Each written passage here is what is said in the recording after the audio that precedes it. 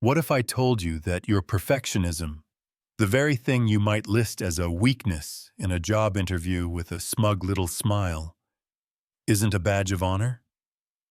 What if, behind its shiny, virtuous-looking surface, it's actually a deep, dark, and cleverly disguised fear? A fear of your own power. It sounds crazy, right? Society practically gives a standing ovation to perfectionists. We see them as disciplined, committed to excellence, people with high standards. We're taught to believe that accepting anything less than the best is a sign of weakness. But what if that whole narrative is a lie? What if this relentless, exhausting pursuit of perfect isn't a strength at all, but a sophisticated, unconscious strategy to keep you from facing something far more terrifying, the true, raw potential you carry inside you? This is where the legendary psychiatrist Carl Gustav Jung steps in. For Jung, perfectionism isn't some noble character trait. He saw it as a masterful mechanism of self-sabotage. The human mind, Jung explained, is brilliant at creating masks. He called these masks the persona, the curated version of ourselves we present to the world to hide the parts we're afraid to show. And in so many cases, perfectionism is that mask.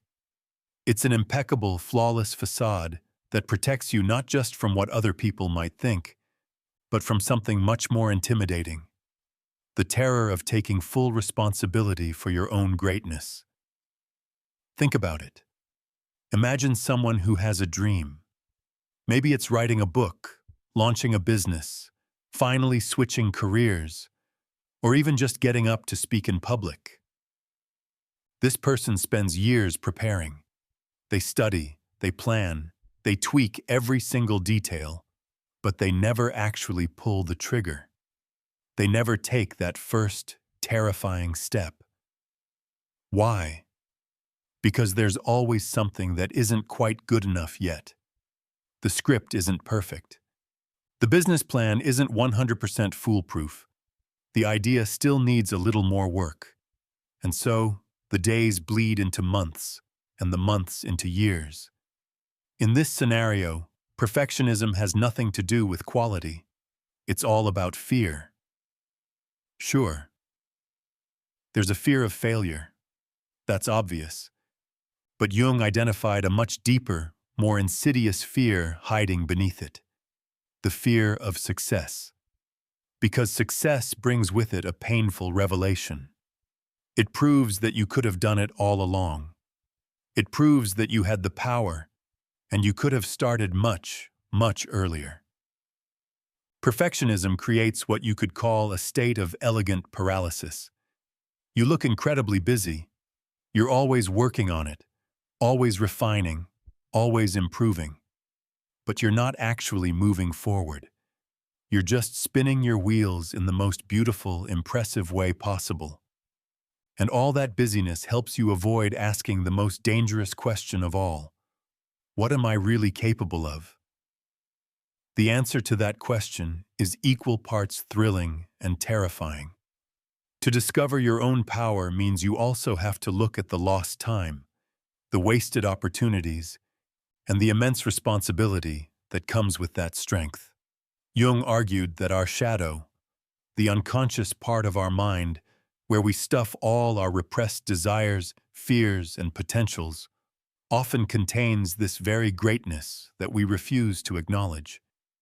And to keep it hidden, we cook up socially acceptable excuses for why we aren't launching ourselves into the world. Perfectionism is the best excuse there is. It's so much more noble to say, "I haven't started my YouTube channel because I want the quality to be perfect," than it is to admit the raw truth. I haven't started because I'm terrified of what I might become if it actually works.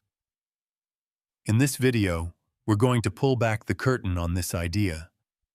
We're going to explore the thesis that perfectionism isn't a virtue, but a golden cage designed to keep you small, safe, and protected from the awesome, terrifying weight of embracing your own power.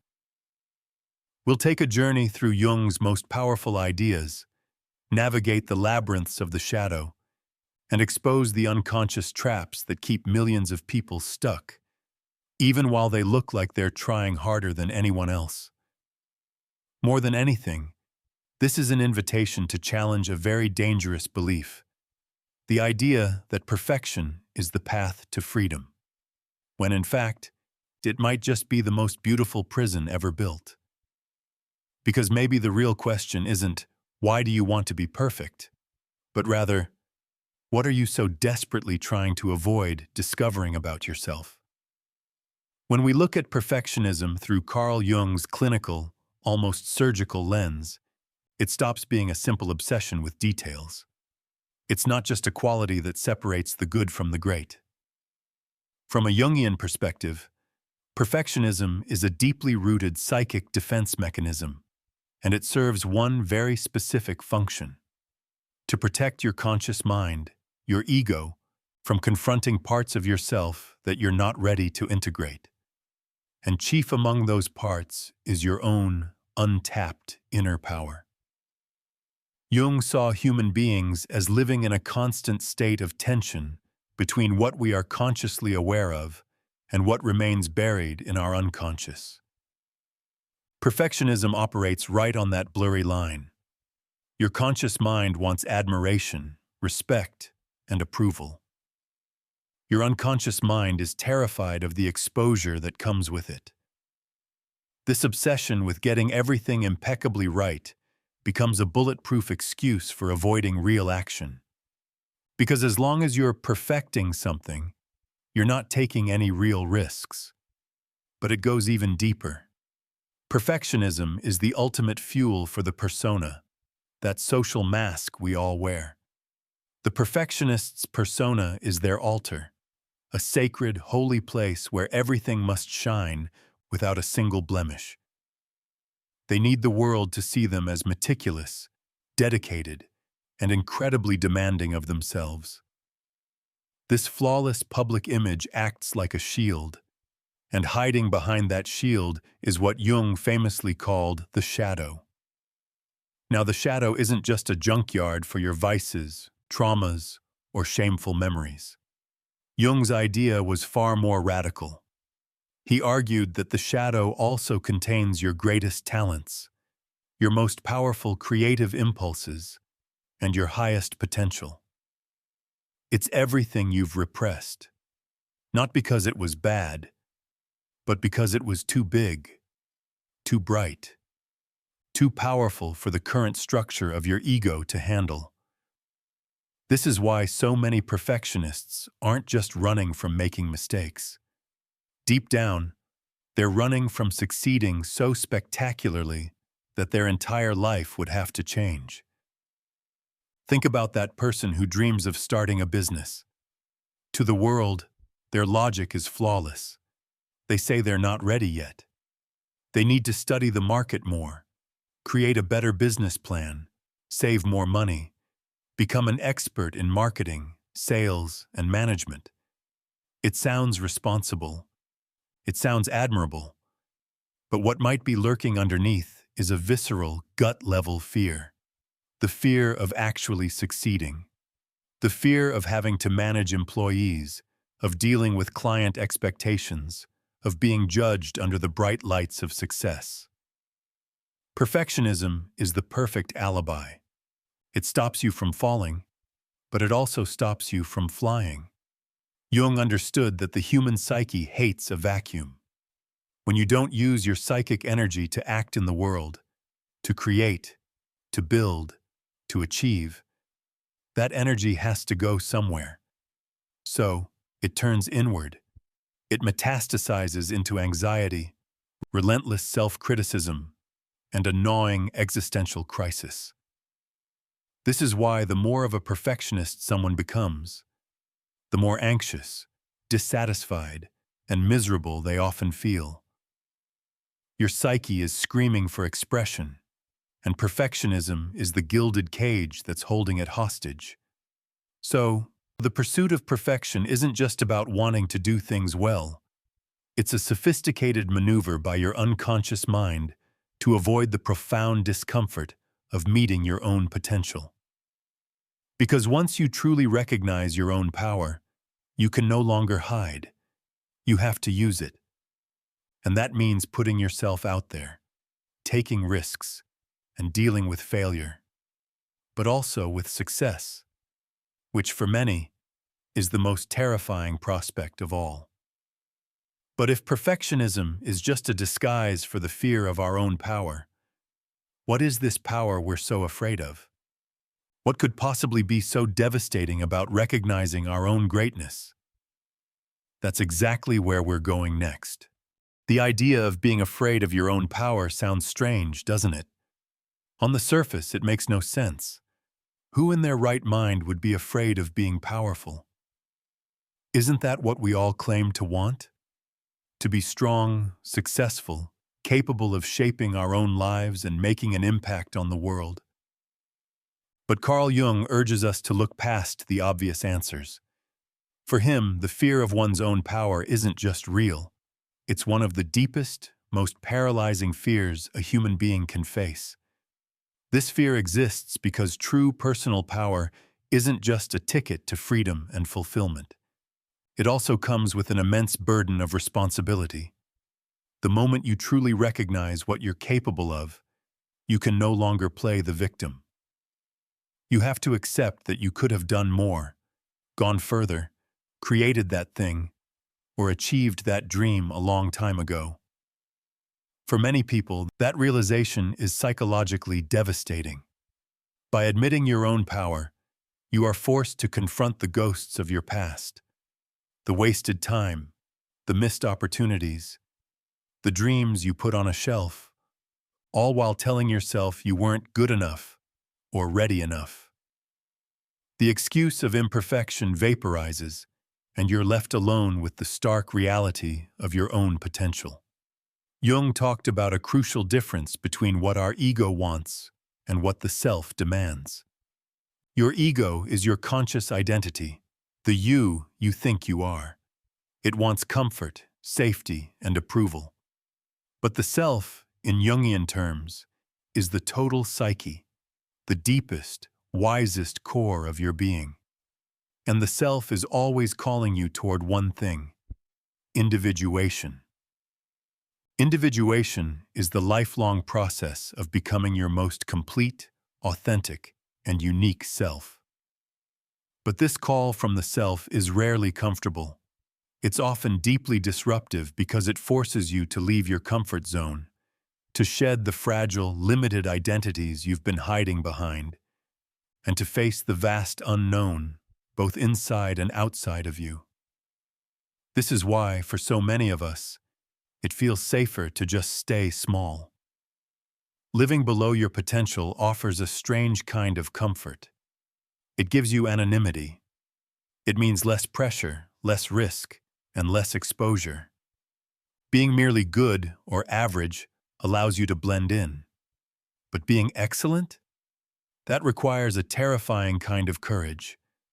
Not just the courage to face external challenges, but the courage to handle the spotlight. You have to deal with the gaze of others, their expectations, and the relentless judgment that often comes with daring to shine. Let's be honest. Even though society claims to value genius, it often has a way of punishing those who stand out too much. People who seem too great suddenly become targets for envy, impossible expectations, and sometimes even outright hostility. It's a tall poppy syndrome on a psychic level. And then, there's the weight of your own shadow. Remember, Jung said that everything we repress, including our greatness, gets shoved into the shadow. But just because it's out of sight doesn't mean it's gone.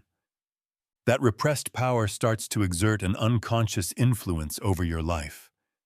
A person might, without even realizing it, create situations where they sabotage their own best efforts.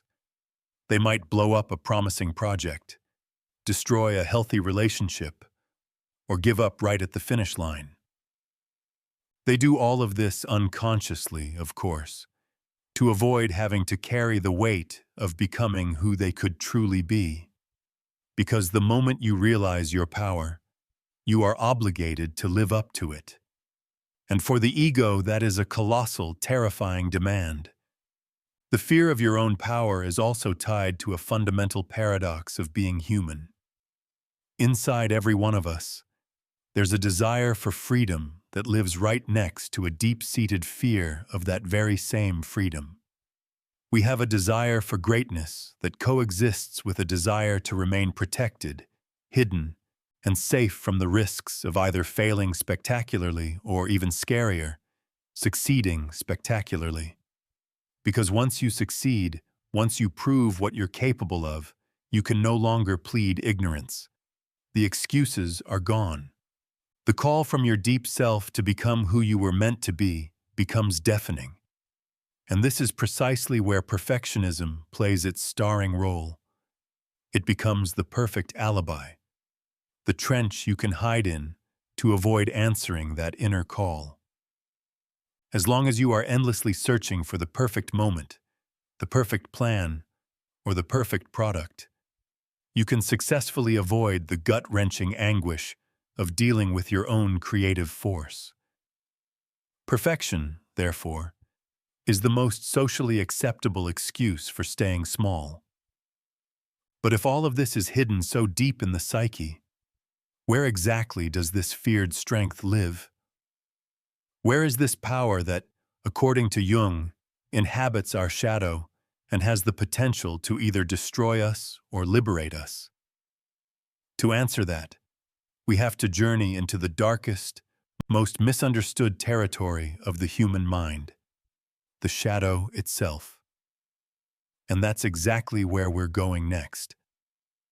To truly understand why so many perfectionists feel trapped in these endless cycles of planning and paralysis, we have to explore one of the most fascinating and unsettling concepts from Carl Jung's work, the shadow.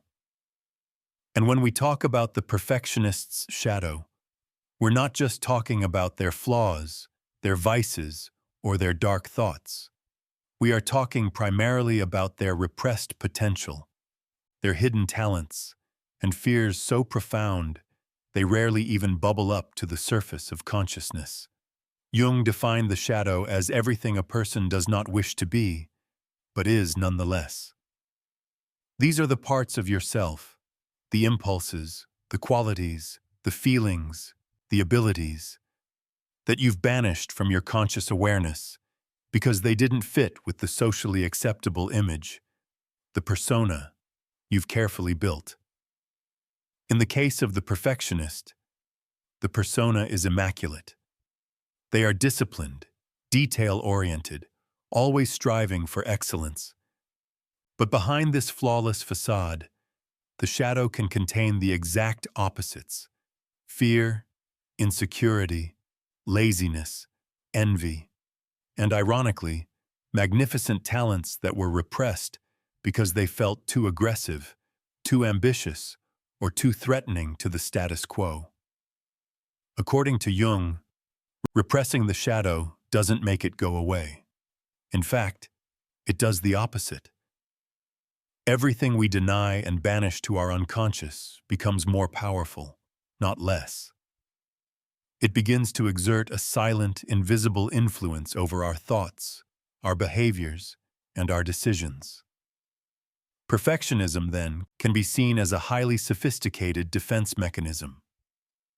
By keeping an obsessive focus on tiny, insignificant details, the perfectionist keeps their shadow locked in the basement, preventing its contents from bursting forth and forcing them to confront some uncomfortable truths about who they really are.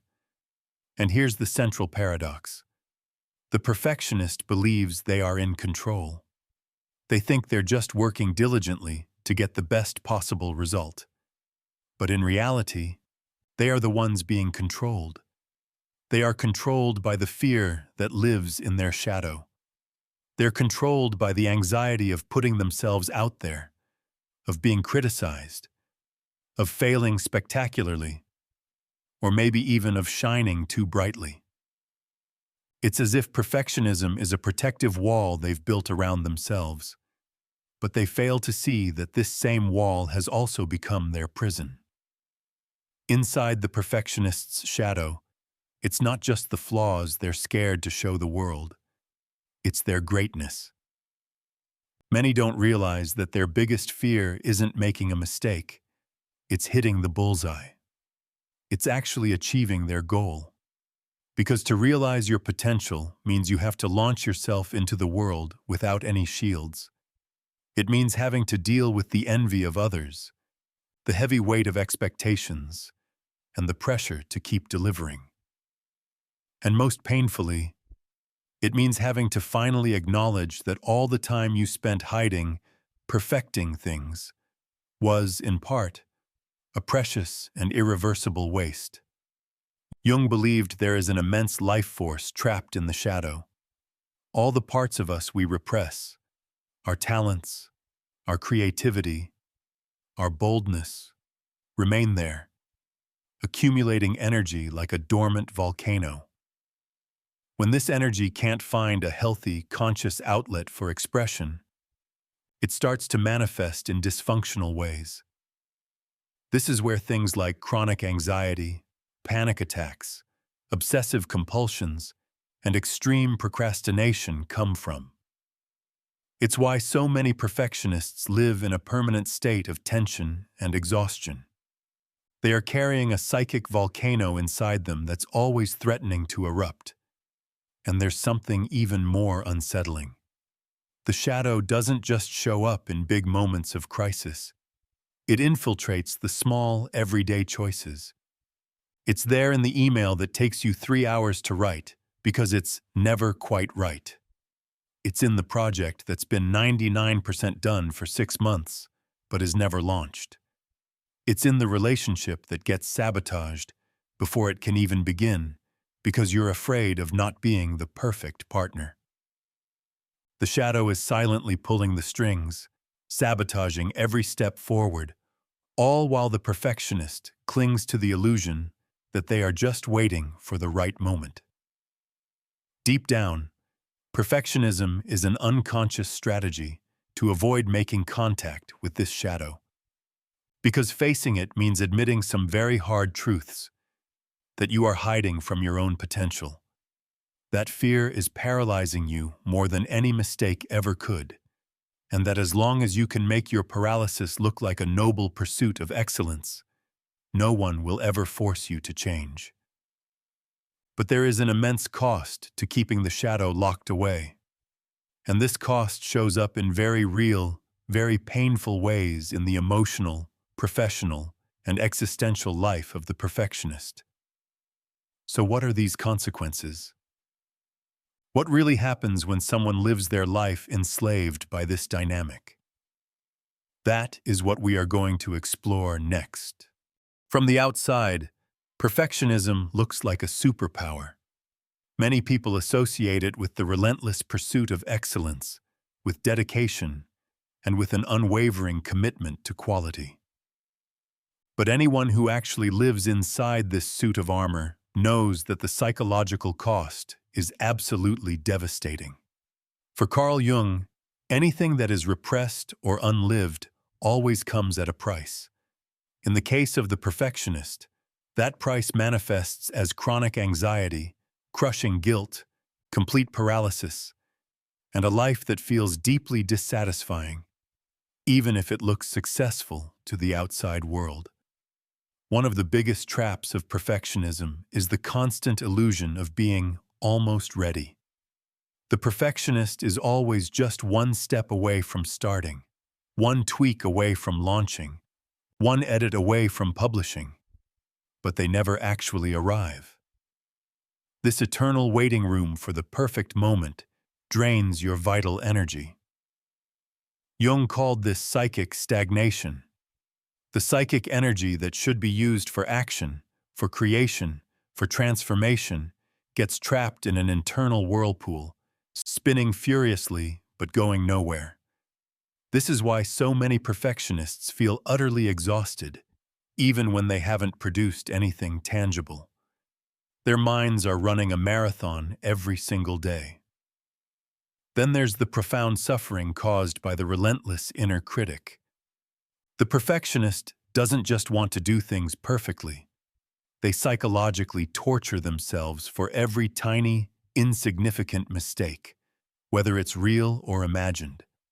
Small errors are magnified into internal catastrophes, chipping away at their self-esteem until there's almost nothing left. Jung warned that when the ego becomes too identified with the persona, that perfect social mask, it cannot tolerate any imperfection. Every slip-up feels like a threat to the very identity they've worked so hard to build. The result is a person living in constant fear of being found out, as if at any moment, everyone will discover they aren't as competent, as intelligent, or as disciplined as they appear to be. But perhaps the highest cost of perfectionism is existential. Jung famously said that living a life below your own potential will inevitably generate suffering. The perfectionist might achieve external success. They might get the promotions and the accolades, but they often carry a deep, hollow sense of emptiness. They feel like they are constantly lagging behind the person they could have been. The problem is, admitting this would mean accepting that years, maybe even decades, have been sacrificed at the altar of an impossible ideal. And that realization is so painful that many prefer to stay stuck in the cycle of eternal improvement, even when, on some level, they know they are sabotaging themselves. This leads to a toxic relationship with failure. A perfectionist doesn't see mistakes as data points or learning opportunities. They see them as a final verdict on their inadequacy. Each failure is experienced as a mortal blow to their identity. This, in turn, creates a paralyzing fear. After all, if the only acceptable outcome is perfection, then any misstep is a catastrophe. This mindset not only kills personal growth, but it completely suffocates creativity and innovation, which depend on experimentation, risk-taking, and the acceptance of imperfect attempts. If what you're hearing is resonating on a deep level, you'll find real, practical value in the resources I've created. My ebook, Beyond the Shadow, breaks down Jung's core ideas into an easy-to-understand guide, while Dialogues with the Unconscious gives you a 30-day practical path to actually apply these concepts in your own life. Both are designed to take you from theory to transformation, and you can find them linked in the pinned comment below. So how do you break the cycle? If there's one thing that separates Carl Jung from so many other thinkers, it's his radically transformative view of human suffering. For Jung, your symptoms, your anxiety, your compulsions, your creative blocks aren't just problems to be eliminated. They are messages from your unconscious. They are urgent, sometimes brutal, invitations to discover something essential about yourself. In the case of perfectionism, the message couldn't be clearer. There is a power inside you that is being suffocated. There is an unlived life that is demanding to finally see the light of day. Jung didn't see perfectionism as a moral failing. He saw it as a legitimate defense mechanism your psyche created to protect you from things that felt too big or too dangerous to face. But he also warned that when that defense becomes a permanent fixture, it turns into a prison. The key to escaping this prison lies in the process he called individuation. The goal of individuation isn't to violently destroy your perfectionism or to suddenly accept mediocrity. The goal is to integrate it. It's about transforming the energy that is currently trapped in this destructive pattern and making it serve your conscious life. This means recognizing that the drive for excellence, in itself, isn't a bad thing. The desire to do things well can be an extraordinary force. It can fuel incredible projects and stunning achievements. The problem is when that force becomes a tyrant, demanding absolute, impossible perfection and paralyzing all action. The Jungian path, therefore, isn't about killing your inner perfectionist, but about transforming it from something rigid and paralyzing into something flexible and creative. This process begins with a single act of courage, looking directly at your shadow, asking yourself without any masks, what am I really avoiding by chasing perfection? For many, the answer is devastating. They're avoiding the responsibility that comes with their own talent. They're avoiding the burden of using their voice, their intelligence, their power. Because to truly shine means you have to pay the price of exposure, judgment, and a lifelong commitment to your own greatness. A powerful idea from Jung's work encapsulates the solution perfectly. Freedom begins the moment you accept that your first attempt will be imperfect. Freedom is born when you finally give yourself permission for the first draft to be messy, for the first video to be a little awkward, for the first business attempt to fail. It is in that space of imperfection that true creativity lives. But knowing this intellectually isn't enough. You have to bring it into the real world. So how do you actually start breaking this cycle today? First, act before you are ready. Your impulse has to be action, not more thought. If you're writing something, finish the draft. Don't worry if it's perfect. If you have a project, launch the minimum viable version. The self can only emerge when it is lived in the world, not just contemplated in the mind. Second, set aggressive limits on preparation. Give yourself a short, almost uncomfortable deadline to plan, research, or prepare. Then, you must act. Every extra day you spend in the planning phase is another day you feed the monster of, "I'm not good enough yet." Third, start a dialogue with your shadow. When you feel that familiar fear, that blockage, that shame, don't run from it. Sit with it. Grab a journal and write, what am I truly afraid of right here?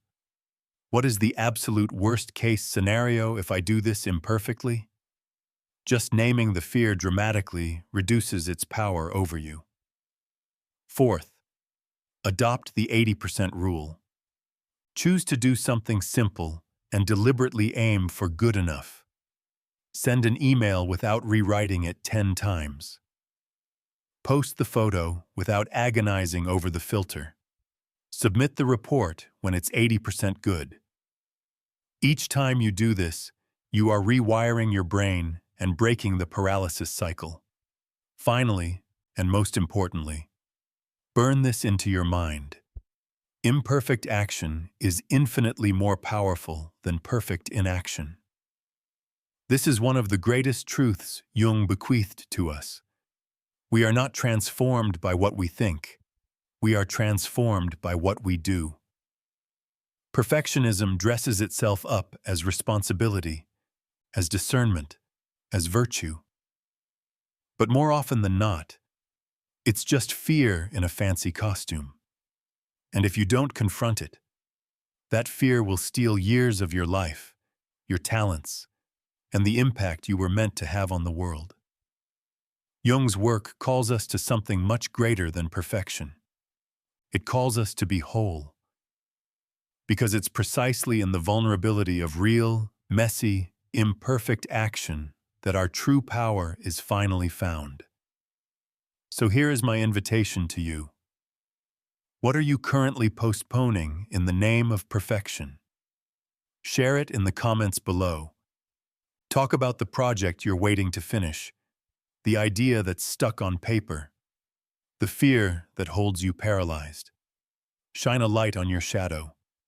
You'll quickly realize you are not alone, and by bringing it into the light, you take the first step toward reclaiming your power.